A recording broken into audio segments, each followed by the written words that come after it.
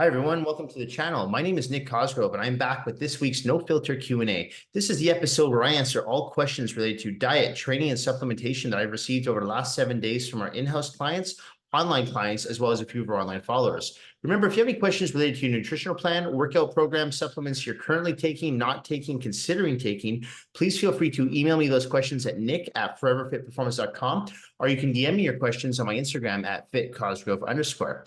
All right, let's get started with this week's No Filter Q&A with question number 1. Nick, what kind of results can I expect if I can only train with weights once a week? Honestly, you're not going to really notice any results at all, any significant results, right? Will you put on a little bit of muscle? Maybe. Will you lose a little bit of body fat? Probably not. You might notice an improvement in your cardiovascular endurance because you're exercising more. But I mean, the reality is if you're only working out for once a week for, let's say, 45 minutes to an hour, that's not very much, right? The comparison I used on my Instagram when I was asked this question earlier this week was if you were to start a business and you were to only work on that business once a week, 1 hour a week, how profitable is that business going to be? How successful is that business going to be? It's not. It's going to tank, right? You need to put in the time. You need to put in the effort. You need to put in the energy. You need to be disciplined. You need to be consistent. If you want to grow and build something, you need to be there day in, day out. Same rule applies to your physique. So I'm not saying that you have to be in the gym 7 days a week, but as most people know who've worked with me or who follow me, when you're growing and building a physique, it goes way beyond just being in the gym. It also goes to outside the gym, right? How disciplined you are with your diet, right? How disciplined you are with your sleep, how consistent you are with your diet, sleep, and training. So there's a 3-part here. Are you taking all your supplements that you need to make sure that you're performing at your optimal best in the gym, right?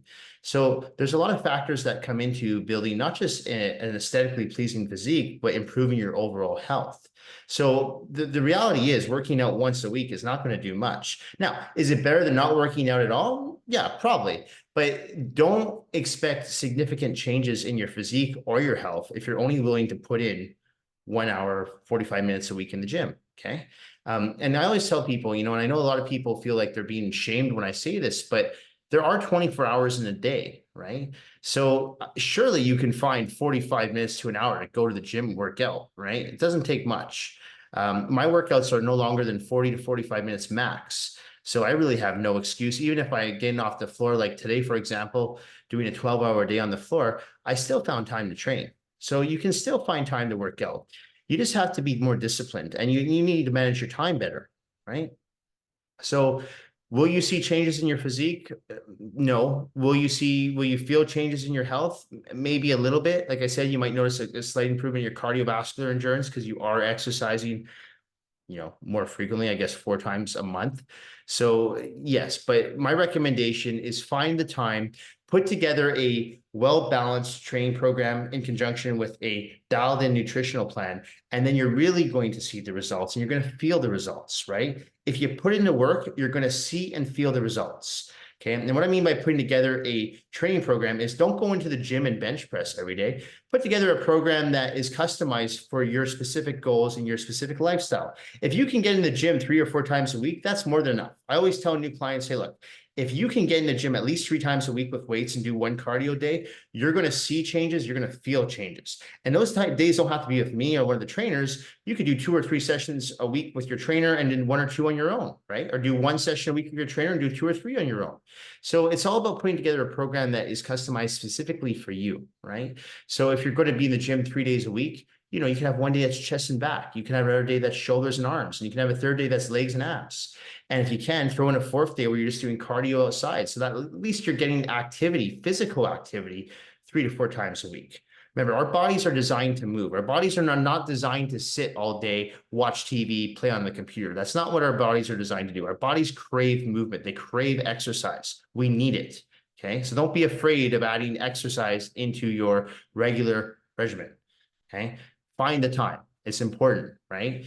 If you want to live a long, healthy life, you're bettering your odds by exercising on a regular basis. Okay. We know that. We know the facts. Okay. So find the time, 24 hours in a day, 7 days a week.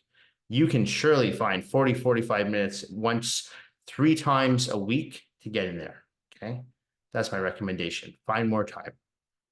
All right. Okay, next question. Nick, will I burn more calories if I train in a hoodie and sweats as opposed to shorts and a t-shirt? Probably, yes, but you have to remember, just because you're burning more calories does not necessarily mean that you're burning more body fat. Okay, so you would get the same results if you were to go sit in a sauna for 15, 20 minutes. The weight that you're sweating out is just water weight. Okay, so you're not actually burning fat, right? So it's important to remember that, because I see a lot of people, especially people who are trying to lose weight, training these big bulky hoodies and track pants. And listen, if you feel comfortable training that, by all means, wear them. But for me, personally, I would feel overheated. And the last thing you want is to feel overheated while you're training, right? And especially, if you have a heart condition, you got to be very careful, because you don't want to have a heart attack because you're overexerting yourself because you're so overheated. You don't have a stroke. So these are things you have to watch. You don't want your blood pressure to rise. So it's something that I don't advise people to do. Of course, if you're going to the gym and you want to warm up and you're cold, your muscles are cold, and you want to wear a hoodie just for your first few sets, I see nothing wrong with that. But as the workout continues and as you start to break a sweat, I would remove that hoodie. I would remove those track pants, because personally, I wouldn't be able to handle it. It would be too much. I think a lot of people get confused because they've seen fighters or they've seen professional bodybuilders wearing these tracksuits in the gym. You have to remember, a lot of times when you see these guys wearing those tracksuits, it's because they're actually trying to cut water weight. Okay, so remember that their body fat levels are already very low. So they're not trying to burn body fat. They're trying to cut more water weight. And usually you'll see this as someone's getting closer and closer to a competition or to an event, right? But they're just trying to cut water weight. So I wouldn't copy what you see there. Okay. My recommendation would be to train in what you feel comfortable training in. For me, it's always been t-shirt and shorts. I feel more comfortable in that. When I work out, I sweat. I don't want to be wearing a hoodie, and I don't want to be wearing track pants, because again, it's a distraction, right? And it makes it very uncomfortable. And like I said, will you burn more calories? Yeah, you probably will burn more calories, because you are going to be exerting more energy, because now your body has to work into overdrive because it's overheated. But it's not necessarily body fat that you're losing. And again, the risks outweigh the benefits here. Because to me, if you're training when you're overheated, you're not going to perform as well in the gym. You're not going to lift as heavy. You're going to take longer rest periods, right? So these are things that will equate to less results when it comes to building muscle and losing fat. Okay, so I wouldn't advise you to do it. I don't think it's a good idea. As I said, if it's just at the beginning of your workout because your muscles are cold, I see nothing wrong with that. But as you start to break that sweat and your muscles start to warm up, take the hoodie off, take the track pants off, and train with the utmost amount of intensity. Make sure that you're comfortable in what you're wearing. I've always just liked to wear like loose t-shirts, loose shorts. I don't want to wear anything too tight, too restrictive, because I want to be able to breathe in the gym. I want my muscles to be able to relax when they need to relax. And then when I hit them in each set, I can stimulate them properly. Okay. All right. Next question. Nick, do waist trainers do anything? Or are they just a waste of money? I'm actually a fan of waist trainers. I think waist trainers are great. When they first came out, I was a little bit skeptical with them. But as I started to use them with a lot of my female clients who compete, I did notice a difference. I don't think it necessarily shrinks your waist, but what I think it does do, a waist trainer, it actually allows you to practice proper core stability and core contraction. It's almost like a core set. So it keeps your stomach muscles tight throughout the day. It helps you practice keeping your transverse abdominals and your rectus abdominals tight throughout the day. The thing is, though, I generally recommend that my clients wear waist trainers outside the gym, not inside the gym.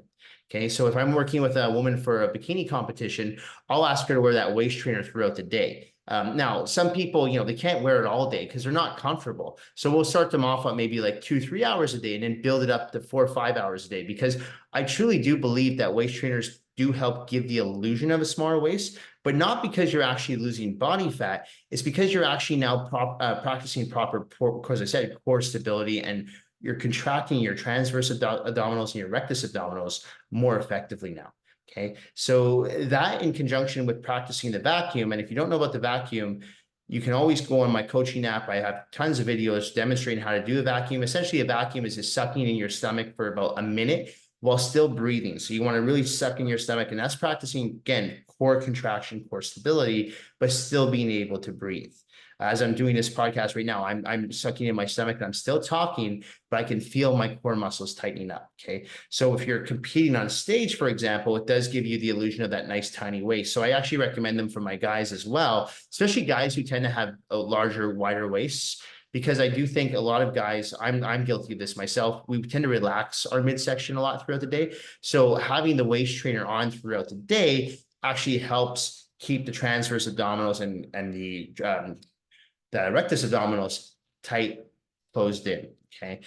The reason I don't recommend wearing waist trainers in the gym, well, you know what? You don't want to be uncomfortable again in the midsection of the gym. You shouldn't be loose in the gym, but at the same time, you should be focusing on the muscle bellies you're working. So if you're training chest, for example, why the hell do you need a waist trainer, right? You need to practice core stability on your own at times too. And the best time to do that is while you're lifting weights. Okay. So I always advise clients when they're training with me, don't wear the waist trainer then. Wear the waist trainer outside the gym. And when you're in the gym, take it off, but be mindful that you always want your core tight. And if they're training with me, I'm always reminding clients to tighten up their core because I can tell when people are relaxing their core.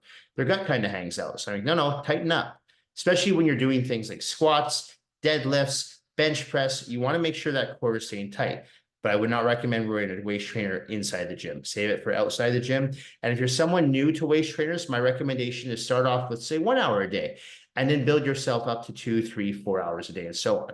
Okay, because it does help you practice proper core stability, as I mentioned, and contract your transverse and your rectus abdominals more efficiently. All right, next question.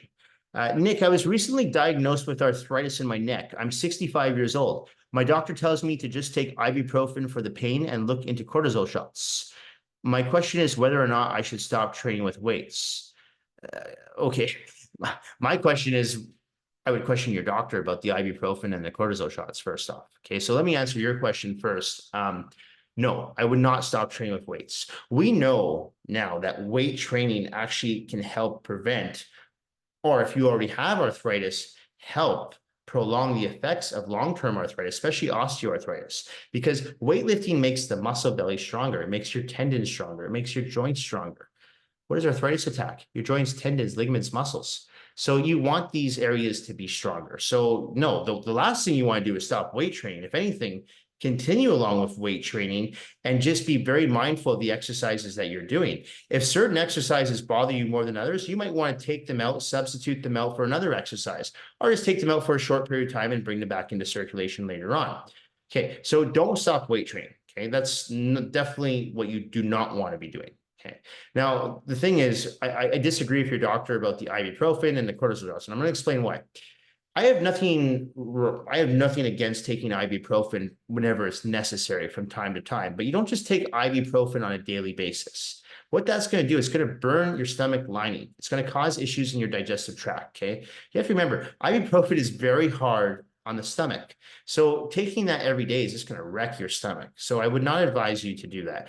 Can you take ibuprofen? Sure. When your neck flares up, of course. If you need it, once, maybe twice a week, I see nothing wrong with that. But if you're taking it on a daily basis, not a good idea. Okay. Now, again, here's the thing with cortisol shots. I'm highly against cortisol shots. I'll tell you why. I have a lot of clients who've taken cortisol shots for years, and every single one of these clients who I've worked with over the years, they regret taking them. Cortisol shots give you a false sense of security. So if you're someone who has, let's say, really bad tendonitis, right? Or in your case, arthritis, and you start taking those cortisol shots, you're going to feel great. You're going to feel amazing. It's giving you a false sense of security though. So in your case, in your neck, if you're going for cortisol shots, you're going to feel great. You're going to start doing stuff that you've never done before because you've always been very mindful of your neck and your condition with the arthritis. And what happens is once that cortisol shot starts to wear off, your neck is even worse than it was left. There's been proven studies that show that cortisol shots will also damage cartilage, long-term use. So what happens when the cortisol shots wears off and your neck feels worse? Well, you go for another shot. Okay, but guess what? Now you need more and more and more. I've seen this for years, okay? So I would not advise anyone to take cortisol shots based on this. All the research and studies we now know on cortisol shots, plus the numerous clients I've worked with over the years who were prescribed cortisol shots back when they were in their 30s, and now they're in their 60s and they're paying for it, okay? Because back then they didn't know as much as we know today. So I would not advise you to do that either. So what I would advise you to do though is, in addition to weight training, is go for regular massage, even go in for some physiotherapy, and look into some IMS. because IMS is really beneficial and it works for a lot of people. And you're not injecting something into your body. You're using needles, but you're not injecting something that's going to give you a false sense of security, right? So this is why I'm so against cortisol shots. And I'm not against the ibuprofen, but I am against ibuprofen on a daily basis. And I know a lot of doctors will say, "Oh, just take a pill." But the problem is, if what you're taking is going to cause further problems down the road, all you're doing is putting a Band-Aid over it, right? If you have a leaky ceiling and all you do is you dry patch it, drywall it, well, that's not fixing the problem. It's still going to leak, right?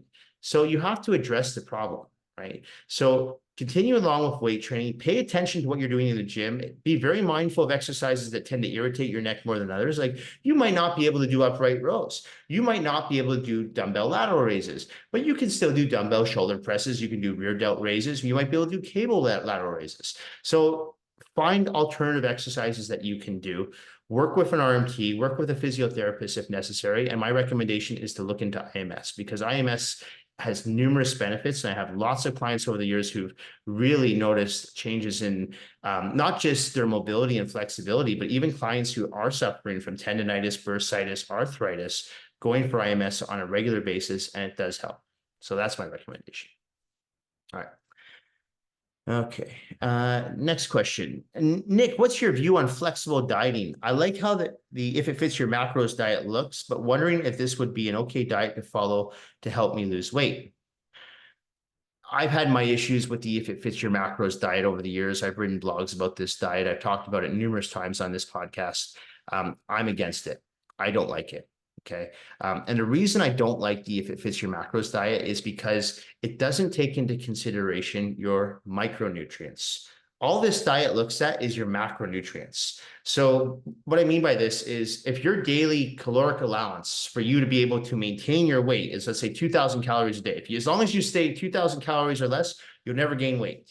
Well, those 2,000 calories can come from cheesecake, they can come from muffins, they can come from cookies, they can come from fried chicken, burgers, fries, you name it. But as long as you stay under those 2,000 calories, you won't gain weight.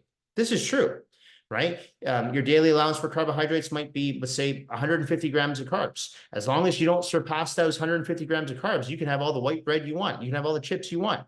This is true. The problem is, though, is that the micronutrients, which is the quality of these foods, are shit. So I've always used that phrase, eat like shit, feel like shit, look like shit, okay?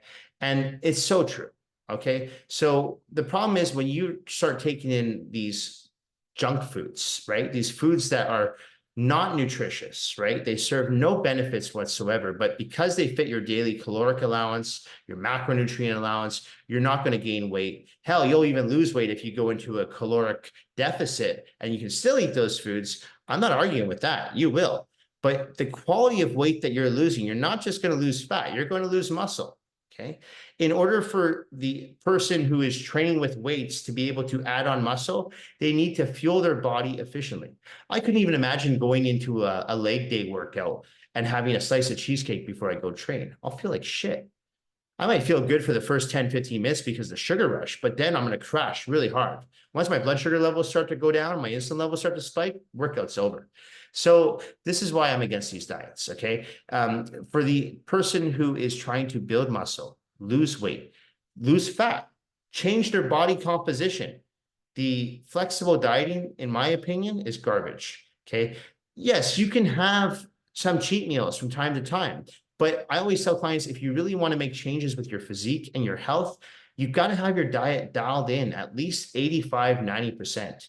And, this is just based on my 20 plus years of working with people that I've seen. I know the people that make significant changes with their health and physique are the ones that have dialed in their diets, right? The ones that are committed to their training, but also committed to the nutritional plan. So I wouldn't advise anyone to do the if it fits your macros diet. This whole flexible dieting thing, I mean, why can't you eat clean and still have flexible eating? Right? I don't understand why flexible eating means you have to go have a burger and fries every day, or you have to have a muffin every day, or you have to have cookies, or you have to have something with processed sugar. I go by the rule of thumb, and this is for every single person I work with on their nutritional plan. For women, I try to keep sugar, and I'm talking natural sugar, to no more than 25 grams per day. And for men, it's no more than 30 grams per day. That's of every single person I work with, whether I'm trying to help them put on weight or trying to lose weight. And I can do that because I just look at the micronutrients. I say, okay, I got to get this person to put on 10, 15 pounds of muscle. So I'm going to put them into a caloric surplus, but I'm going to feed them clean calories, clean carbohydrates, clean fats, clean protein. Okay. I might give them 1 or 2 cheat meals a week because we're trying to add on weight, but I'm not going to tell them go have a cheat meal every day and make it a huge like ice cream and cake and all this nonsense. No. Okay. So in the same thing when I'm trying to get someone to lose weight, I'll still give people who are trying to lose weight a cheat meal, right? So for a sense of normalcy, they can go out for dinner with their friends or loved ones, family members. But for the most part, 85 to 95 to 90% of the time, the diet is dialed in. Okay. So again, if you are serious about achieving results with your health and your physique, and you're doing this in a natural manner, you're not using fat burners, you're not using anabolic steroids, you're not using any PEDs or SARMs or any of this other stuff, Ozempic, you're doing it naturally, you need to clean up your diet, you need to follow a consistent training program, and you got to make sure your supplement protocol is dialed in.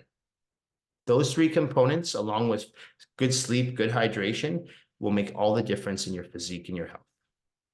All right, next question. Nick, will I still be able to build a decent back without doing any bent over exercises? I don't have any serious injuries. I just feel tightness in my back whenever I bend over. That tightness in your back will go away if you start doing bent over exercises. Okay. If you have no serious injuries, if you have no herniated discs, right? You don't have sciatica, you just feel uncomfortable doing bent over exercises. My recommendation to you would be to start doing more bent over exercises. Don't go heavy. Start light. If you're doing a bent over barbell row, start with just the bar. Do the bar for a few weeks. Graduate on to 20 pounds on top, 40 pounds on top, 60 pounds on top. Okay. Don't worry about the weight. When you're doing T-bar rows, same thing. Hell, when you're doing deadlifts, same thing. Keep the weight light. One of the things I recommend to clients whenever they're performing a bent over exercise, they slowly bend over and they tilt their glutes up to the ceiling. So they lift their glutes up to the ceiling. So I always give the analogy is if you had a string attached to your tailbone that was attached to the ceiling, as you bend down, that string should be bringing your glutes up to the ceiling. And that way you're going to relax that lumbar region to the best of your ability. Most people, when they bend over, they make the mistake and they round their back and they round their lower back. You don't want to do that, right? Always have a slight bend in your knees. My recommendation, keep your feet together, and that will take strain off the hip abductors and the lumbar region, the L4, L5 region. And that will keep more emphasis on the upper back for the contraction, but the lower back for the stability, right? So can you build a decent back on machines like hammer strength machines and cables? Sure, you can build a pretty good looking back, but you won't have a strong foundation. That strong foundation comes from the lumbar region, the L4, L5 region, the lower back. So doing things like hyperextensions, straight leg deadlifts for your hamstrings, bent over barbell rows, bent over T-bar rows. This will all help build a stronger lower back, which is crucial because as you get older, one of the most common injuries I see, especially if my clients who are 50 plus years old, are lower back injuries. And the reason why they have these lower back injuries is because A, their core is not strong enough, but B, their lower back is not strong enough. So this is why it's crucial, never mind for aesthetics reasons, but just for overall strength, and you want to prevent injuries, you've got to make sure that your lower back is strong, like 2 strong pillars holding the bridge up. So I would advise you to start doing more bent over work, throw in some T-bar rows, throw in some bent over barbell rows. As I said, don't go too heavy right away. Don't even worry about the weight. Just do the bar. And then slowly over time, as that bar gets easier and easier, start adding on more weight. And I guarantee you that tightness will go. As I said, if you have no injuries, you don't have sciatica, right? You don't have herniated disc, you don't have a slip disc, you should be able to perform bent over exercises. It's not going to be comfortable, but I promise you, if you're consistent and you do it on a regular basis, week in, week out, your back will get stronger and that pain will go. Okay. Knock on wood. I've been doing bent over exercises for 20 years and I attribute the fact that I've never had any serious lower back pain to doing those exercises. Bent over barbell rows and bent over T-bar rows are staple in my back routine. They're actually the first 2 exercises I do. Okay. But remember, bend over, lift your glutes up to the ceiling, take that pressure off the L4, L5 region, but you're going to help strengthen that area. Okay.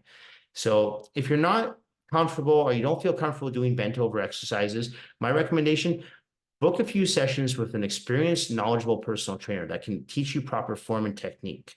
Okay. And then you know you're doing it right. Because if you know you're doing an exercise right, you approach the exercise with more confidence. If you approach the exercise with more confidence, guess what? You're going to feel better about doing the exercise and you're not going to risk injuring yourself. So that's why I recommend working with an experienced, knowledgeable trainer, at least for a few sessions, just so you can learn proper form and technique. But I would not take out bent over exercises. As if anything, I would add at least one, preferably two, to your back workouts. All right, next question.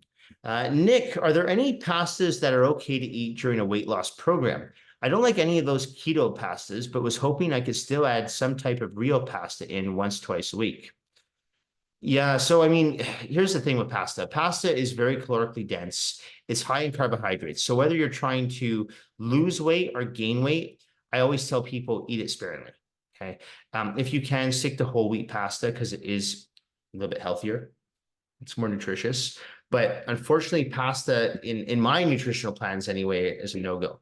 What I tell people, especially people who really enjoy pasta, save it for a cheat meal. Okay, if you're on a weight loss program, have it for your scheduled cheat meal once a week.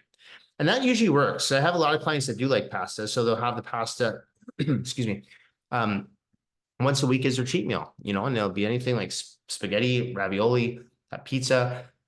So that's what I would recommend. Even for my clients who are trying to gain weight, I always use pasta very sparingly because the problem with pasta, as I said, it's very calorically dense and for such small portions. So you look at like half a cup of pasta, and it's over 300 calories. So who eats half a cup of pasta? Most people eat at least a cup, right? So it can become problematic when you're trying to lose weight because even though it's not necessarily what we call a dirty food, because I actually don't think pasta is a dirty food. I think pasta can be very clean food.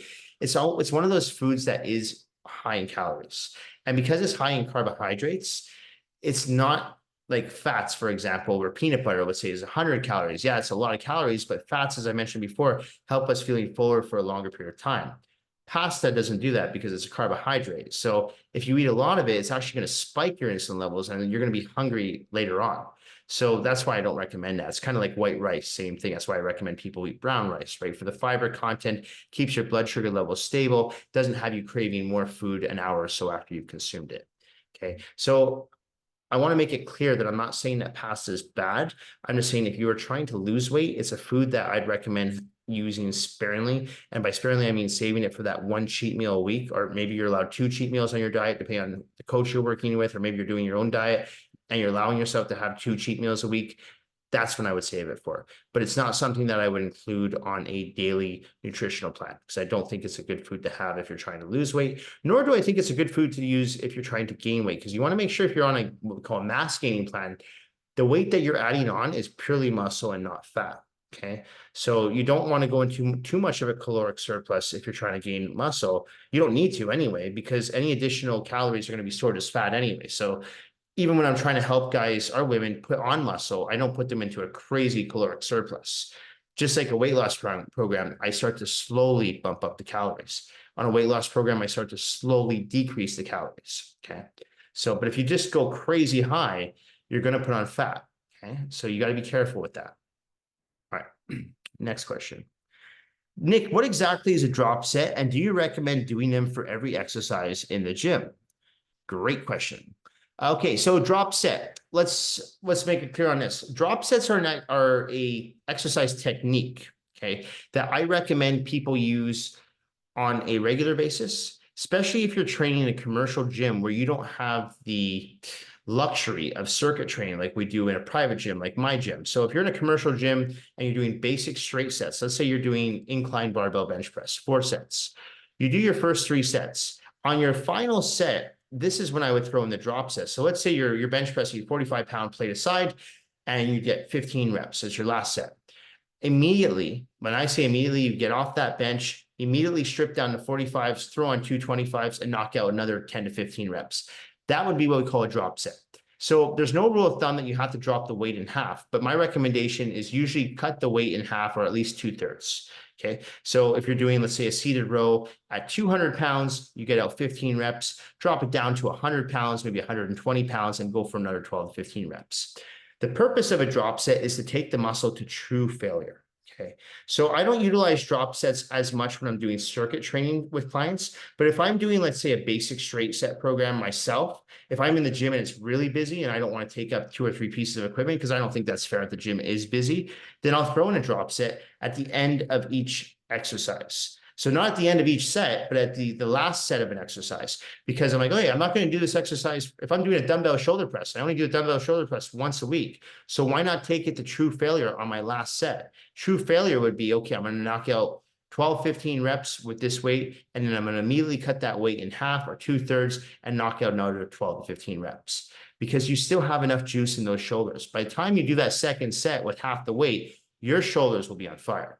So that's what I recommend, or that's when I recommend using drop sets. If you're in a case where you're doing basic straight set training, yes, I would throw them in on every single exercise because I find it's a great way to take the muscle to failure. If you're doing circuit training, no, because circuit training, you're moving constantly. You're doing maybe 3 or 4 exercises in a row. And in the case of my clients, sometimes I get them doing 6 to 8 exercises in a row. Drop sets aren't necessary because the time we get to that last exercise in a circuit of 6 stations, their muscles are already burnt out. Okay. So I'm a big fan of using drop sets. I've recorded videos on my Instagram. You can go to my leg days where I've done barbell squats with 345s a side, knock out 10 reps, immediately drop it down to 245s a side, drop it down to 10 reps. Again, one more time, 145 a side, drop it down to 10 reps. So I'm doing 30 reps. I'm not resting. The only time I'm resting is when I'm clearing the plates off the bar. Okay. So that's the whole idea of drop set. Don't do a drop set where you do a set and then you take a minute and then do the other set. That defeats the purpose. You want to do it back to back as quickly as possible. So if you're doing those dumbbell shoulder presses and say you're pressing 60-pound dumbbells, you knock out 10, 12 reps, put them on the rack, grab 30-pound dumbbells, do 10 more reps, 10 or 12 reps, take it to failure. They work really well. And it's a great way to take a muscle to true failure. All right.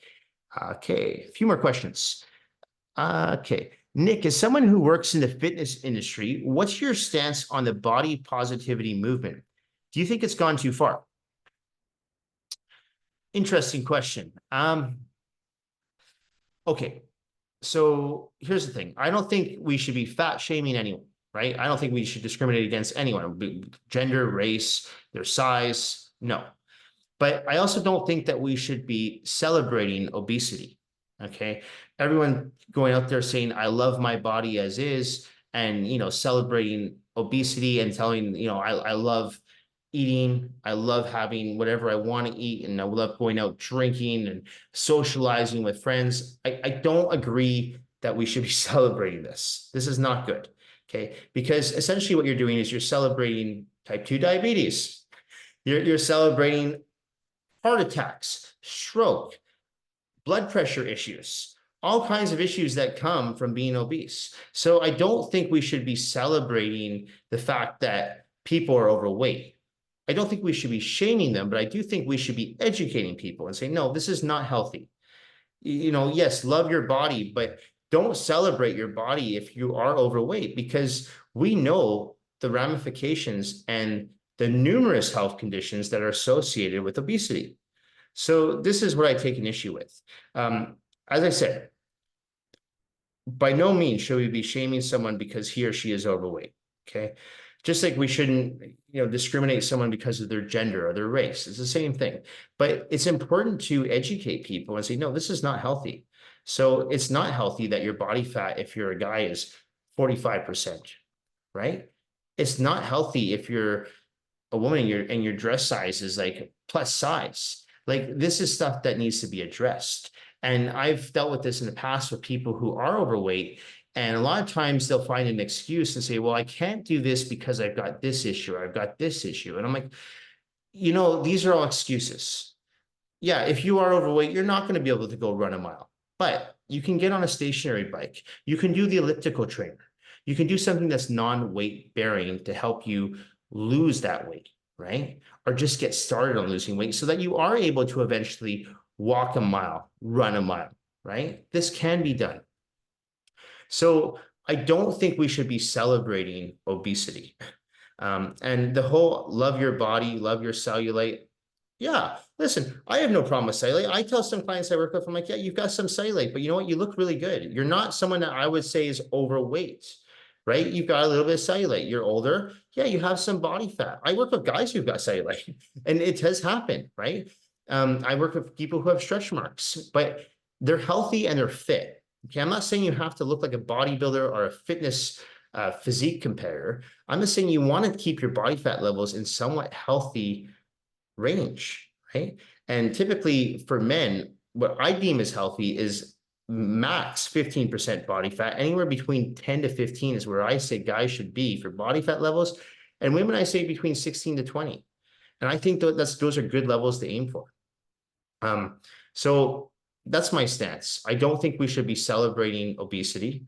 I don't think we should be glorifying love your body, eat how you like, live your life, because we know the risks associated with people who are obese. We've seen it. It puts a huge toll on the healthcare system, right? So I know I disagree with that. I think it's gone a little too far. As I said, we shouldn't be fat shaming anyone. If anything, though, we should be trying to support people to follow better eating habits, follow a regular exercise routine, make sure that they are getting their blood work done, going for regular physicals, supporting each other in that manner, not supporting people because they're proud to be overweight and out of shape and unhealthy. Okay, glorifying it and supporting that type of behavior is not the answer. This is coming from someone who's worked in the fitness industry for 20 years, over 20 years. Okay, address the issue, educate people on how they can do better, feel better, and be better in life. And that to me is celebrating body positivity. All right. Last question. Nick, why have you never opened up your own gym? As a long-term client, I think you would do really well taking on this next step as a gym owner. I've been asked this question a few times over the years, and I really have zero interest in opening up my own gym. I like to work with clients in a one-on-one setting or in a partner setting or a semi-small group setting. But the idea of running my own gym and managing a whole bunch of independent contractors, dealing with memberships, doesn't interest me. Could I do it? Probably. I mean, I'm willing to, I run my business 7 days a week. I'll answer emails at 11 o'clock at night. So I know I could do it, but I just have no desire to do it. I also don't believe gyms are that profitable as a business. I think if you can run it as a private business, the way I do it with contractors and lease space off a gym, I think that can be very profitable. But I think owning a gym, owning that space, having that extra stress, having to manage other people who don't work with your company, to me, it has never interested me at all, honestly. So I've always found that, I like to lease space off gyms. I've done that for years. I've always had great working relationships with the gym owners that I lease space off of. I've got a few contractors that work with me. And the bulk of, I wouldn't say the bulk, I should say at least 60% of my business now is online. So there's really no reason for me to own a gym if I'm working primarily behind a computer these days, especially with clients doing online nutritional programs and training programs. So it's not something that I have any desire to do. I've never had any desire to do it. I mean, that could change in years to come, but I've been asked this question a few times over the last 10 plus years, and it's just something I've never been interested in. I've had clients offer to back me, whether that means that, they would purchase a piece of commercial real estate or lease a commercial real estate, and I would just run the gym. And I'm grateful to have clients who are that wealthy that can do that. But again, it's something that I've told them I have no interest in, and I just don't, if my heart's not in it, I would be doing you a disservice, because I wouldn't be trying to my absolute best. And if I'm not trying my best, I don't feel the business would be as profitable. So if I'm going to go in on something, I'm going to go all in, like I have on my business. And I truly believe that's why my business has become so successful over the years, is because I'm all in. As I've mentioned in the past, I never worked for a gym. I never had clients spoon-fed to me. Every single client that I got at the beginning, I worked my ass off through networking. I worked in restaurants, I worked in clubs, I worked in bars. That's how I met people to start my business. I gave free sessions. God, I gave tons of free sessions away because I had no roster, I had no marketing skills, nothing. And that's how I built my name. And then, of course, those people referred people, and that's how I built my business, primarily through referrals. And now, yes, we do use some marketing, especially with Instagram and Facebook, social media, but at the base, the foundation of my business has been built on referrals. And those people who have referred to me, most of them have been with me since day one. And so I'm very fortunate to be in a position where I've worked with most of my clients for minimum 5, 10 years, and a lot of them for the last 20 years. So in this industry, that's unheard of. So it's building those relationships, which I give a lot, if not most of the credit for the success of our company to our clientele base for constantly referring new business to us, new leads to us, because that does make a big difference. But again, going back to the gym, it's not something that interests me at this current time. Ask me again in 5 years, maybe my attitude will change, but it's just stress that I just don't need, I don't want. And don't forget too, for myself personally, my main focus is not just in personal training. I do a lot of work in real estate now, and I do a lot of investing with the stock market. So I'm constantly looking at different revenue streams. So I'm not just all in on this one area of my life.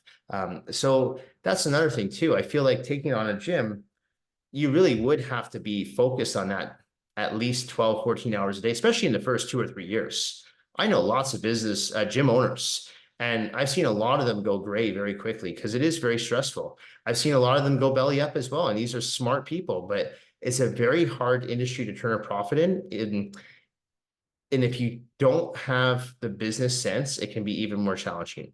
And honestly, if you're working as an owner of a gym who has private contractors, you can't really control if those contractors come or go, how well they're going to do in their business, if there's going to be conflict on the floor between one contractor and the next. So it's very difficult. And then on top of that, trying to manage, if you are a membership gym, trying to manage floor space. So there's a lot of stresses that a lot of people don't see when they own a gym. And then when they get into it, they're like, oh shit, what did I do? So being in the industry now for 20 years, I've seen what you shouldn't do and what you should do. And in my opinion, what you should do, just lease space as a contractor, have a few contractors work with you, run your business in-house and online, and live a comfortable life. Anyway, that's it for this week's No Filter Q&A. This episode will be going up on Monday, July the 2nd. As a reminder, if you have any questions related to your nutritional plan, workout program, supplements you are currently taking, not taking, considering taking, please feel free to email me those questions at nick@foreverfitperformance.com, or you can DM me your questions on my Instagram at @fitcosgrove_. Thank you all for watching. Thank you for supporting my YouTube channel, my in-house personal training business, my online personal training business. I truly do appreciate all the support. Thank you all again, and have a great week.